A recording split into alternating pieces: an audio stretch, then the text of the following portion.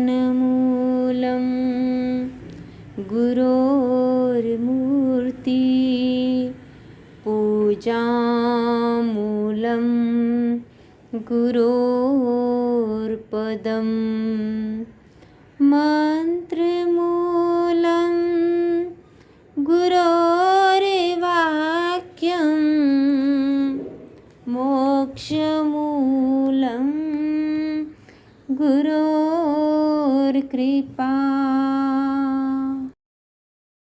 अनंत अनंत आस्था के आयाम शास्त्रीय श्रवण भगवान महावीर स्वामी के चरणों में हृदय की अनंत अनंत आस्था के साथ भाव वंदना।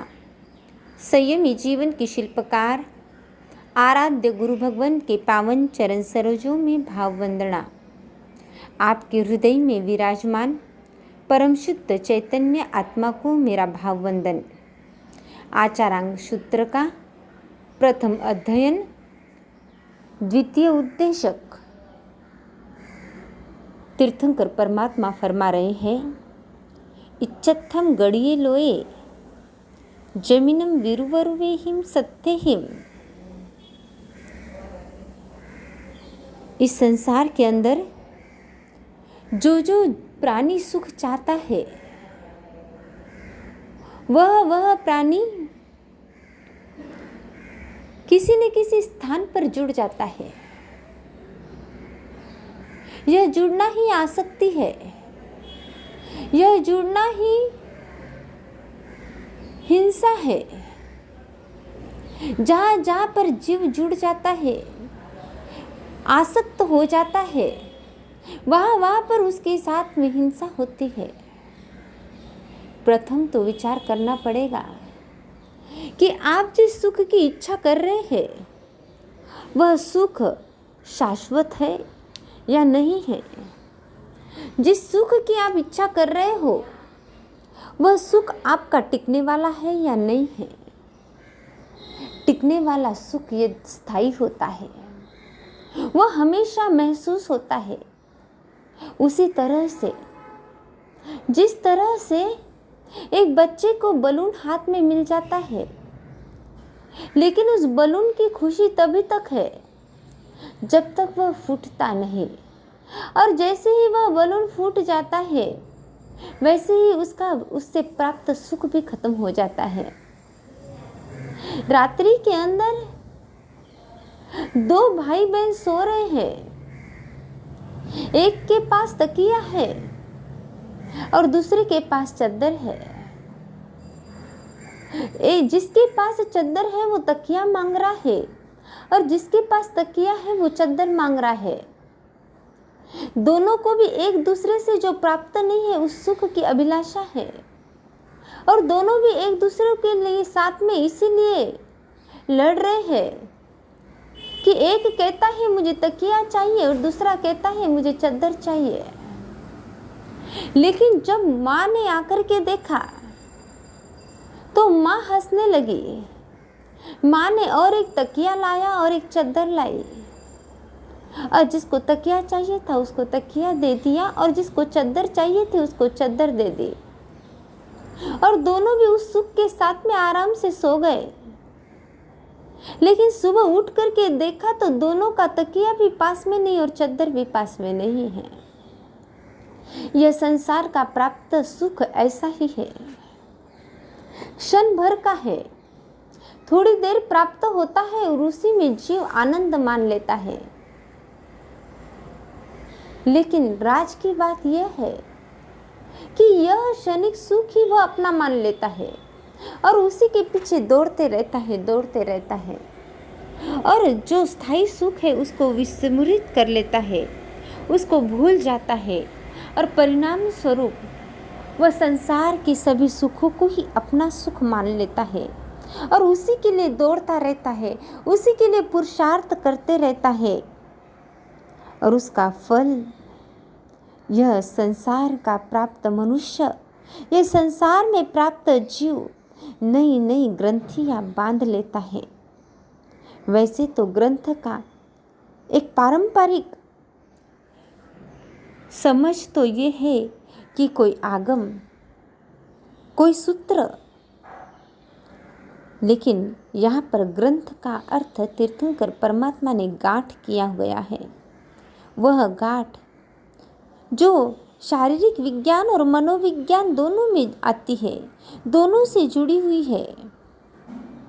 शरीर विज्ञान के अंदर जब गांठ हो जाती है तब उसका ऑपरेशन करना पड़ता है, और मनोविज्ञान में चिंतन करते करते, मनन करते करते, बहुत अधिक चिंता करते करते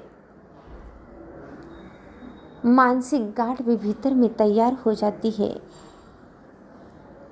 लेकिन और यह शारीरिक विज्ञान और मनोविज्ञान से प्राप्त गांठ हो सकता है ये भविक तकलीफ देने वाली बने, लेकिन आचार्य मलयगिरी कहते हैं कि जिसके द्वारा तेरी आत्मा को ही बांधा जाता है वह गांठ है, क्योंकि ऊपर का बंधन तो समझ में आ जाता है।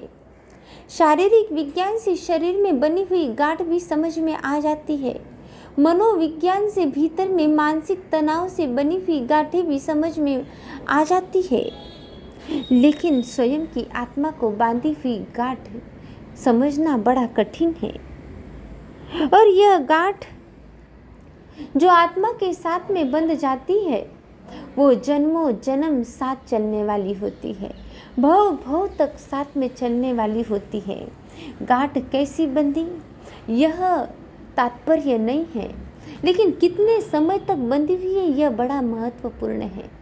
यदि तत्काल समय में बंधी हुई गांठ उसी समय में ख्याल आ जाती है तो परिपक्व होने पर भी खुल जाती है, लेकिन यदि गांठ बांधने के बाद ध्यान में ही नहीं आती है और उसको जितना अधिक समय होते जाता है वह उतनी ही परिपक्व होते जाती है, उतनी ही मजबूत होते जाती है, और आत्मा के साथ में बंधी हुई गांठ बहुत ही अधिक दुखदायी बन जाती है।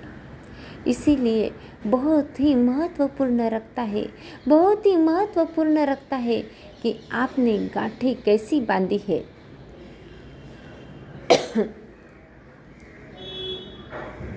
चित्त मुनि खड़े हैं,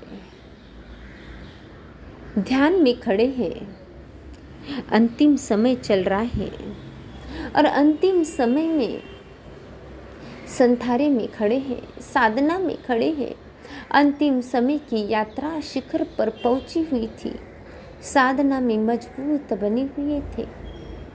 अनेक दर्शनार्थी दर्शन करने के लिए आ रहे थे और उसी समय और एक आगमन हुआ, राजा और राजा की रानी, साथ में प्रजा।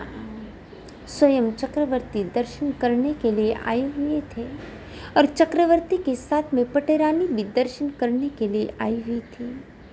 वंदना करने के लिए झुके और जैसे ही वंदना करने के लिए झुके वैसे ही रानी के जो मुलायम केश थे वह केश वंदना करते हुए उस मुनि के पैर को छू गए और वह स्पर्श ही घातक बन गया, अंदर में गांठ का निर्माण कर गया। वह स्पर्श ही ऐसा सुख का आभास लगा मानो शाश्वत सुख की ही प्राप्ति हो रही हो, और जिस साधना के लिए मुनि पूर्ण जीवन समर्पित कर चुके थे उस साधना को भूल गए, उस साधना से परे हो गए और मन में यह स्पर्श को स्मरण करते हैं। यह स्पर्श ही सुख की अनुभूति लगने लग गया, यह स्पर्श ही सुख का कारण मानने लग गए। और साधन यदि गलत हो गया तो साध्य गलत हो जाता है, लक्ष्य यदि गलत हो गया तो मंजिल गलत हो जाती है। लक्ष्य गलत हो गया, लक्ष्य अब तक मोक्ष का था, लक्ष्य अब तक निर्वाण का था, लक्ष्य अब तक कर्म निर्जरा का था, लेकिन अब लक्ष्य बदल गया। लक्ष्य एक ही है कि जो अभी मुझे सुख की अनुभूति जिस स्पर्श के साथ हुई है वह स्पर्श वाला सुख मुझे प्राप्त हो जाए। परिणाम स्वरूप गांठ बंध गई। मैंने अभी बताया था जो जो गांठें सांसारिक बंध जाती है वे भव भव में दुख का कारण बन जाती है और उस गांठ को खोलना बड़ा कठिन हो जाता है। ऐसी ग्रंथियाँ, ऐसी गांठें मोह को और अधिक बढ़ाती है, मोहनीय कर्म को और अधिक मजबूत बनाती है। और जब तक यह मोहनीय कर्म मजबूत बनते जाता है, तब तक यह जीव सत असत का विवेक खो देता है, अच्छा और बुरे का ज्ञान खो देता है, हेय और उपादेय का नाश कर देता है और मात्र विपरीत बुद्धि चलने लग जाती है। इसी का नाम है मोह। यह मोहनीय कर्म ही ऐसी अनेक अनेक ग्रंथियां बांधने के लिए हमें सहयोगी बनता है। वह चित्त मुनि का पूर्व भव चाहता तो है अपने लक्ष्य की ओर बढ़ना, लेकिन बीच में ही भूल गया, मात्र एक स्पर्श के कारण। जरा चिंतन कीजिएगा, हम तो 5 इंद्रियों के 5 विषय में करीबन लगातार हम उसके साथ में जुड़े हुए हैं। कभी हमें कानों को सुनना अच्छा लगता है, जैसे ही एक छोटा बच्चा टीवी के अंदर उसका मनपसंद सॉन्ग सुनता है, नाचने लग जाता है। बचपन से ही यही संस्कार। जैसे ही एक छोटा बच्चा दूध नहीं पीता, लेकिन उसके सामने मोबाइल रख दो और मोबाइल के उसके मनपसंद कार्टून रख दो, दूध पीने लग जाता है। यह संस्कार है, इंद्रियों के संस्कार मजबूत बनते जा रहे हैं। ऐसे 5 इंद्रियों के विषय में पूरा संसार जुड़ा हुआ है, लेकिन इस जुड़ाव को ही भगवान ग्रंथ कहते हैं, गांठ कहते हैं। और यह गांठ निश्चित रूप से हमारे साथ में यदि बंध गई तो हमें भव तक नुकसान देने वाली है, हमें स्वभाव से विभाव दशा में ले जाने वाली है। चित्त मुनि का पूर्व भव एक ही गांठ के साथ में बंध गया और अंतिम समय का संतारा, अंतिम समय की साधना जो शिखर की ओर पहुंचने वाली थी, जो शिखर को प्राप्त करने वाली थी, वह सीमित रह गई, वो विराधना के रूप में बंध गई, क्योंकि विभाव दशा में चले गए थे। ना जाने यह जीव कितनी बार ऐसे विभाव दशा में चले जाता है और नए नए ग्रंथ का अपने भीतर में तैयार करते रहता है, नई नई ग्रंथियों को अपने भीतर में स्थान देते रहता है। चित्त मुनि के इस पूर्व भव को आने वाले भव में यथा स्थान यथा समय चक्रवर्ती का भव मिला, और चक्रवर्ती तो बना, वह रानी जिसका स्पर्श आनंदमय लगा था, वह स्पर्श भी मिला। वह रानी, वह पटरानी के रूप में भी चक्रवर्ती को मिली, लेकिन उसका फल, ग्रंथि का फल कभी साताकारी नहीं होता, और होता भी है तो थोड़ी देर के लिए। चित्त मुनि ने जो ग्रंथि बांधी थी, उसका फल तो मिल गया, वह चक्रवर्ती बन गया। परिणाम जब भी संसार का मिलेगा, थोड़ी देर के लिए मिलेगा, मर्यादा के लिए मिलेगा। संसार का सुख जब जब मिलेगा, वह थोड़ी देर के बाद, समय समाप्त होने के बाद खत्म होने वाला मिलेगा। और चक्रवर्ती का तो नियम है, चक्रवर्ती दीक्षा लेता है तो मोक्ष में या देवलोक में जाता है, लेकिन गांठ बांध करके आए हुए चक्रवर्ती थे, ग्रंथि बांध करके चक्रवर्ती आए हुए थे। अपने आप में संकल्प करके अपने भावनाओं को बांधा हुआ था, उसको कहते हैं निदान। और उस निदान के साथ में चक्रवर्ती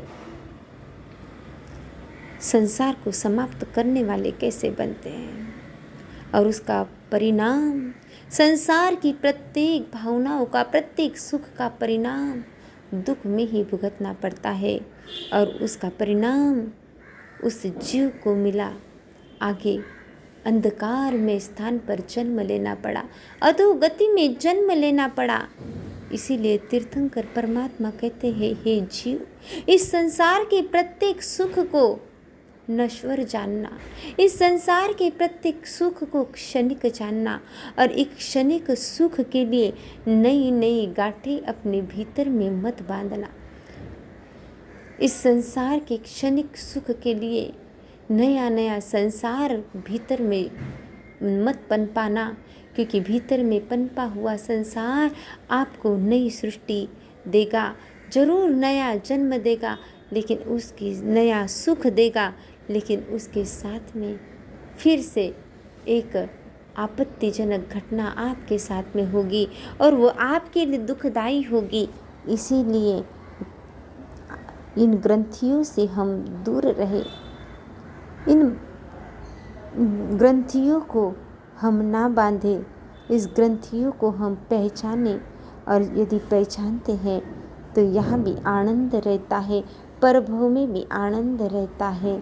अपने जीवन के जो हरि स्वयं ही बने, अपने जीवन के जो हरि स्वयं ही बने, क्या पता फिर ये मौका मिले ना मिले, क्या पता फिर ये मौका मिले ना मिले।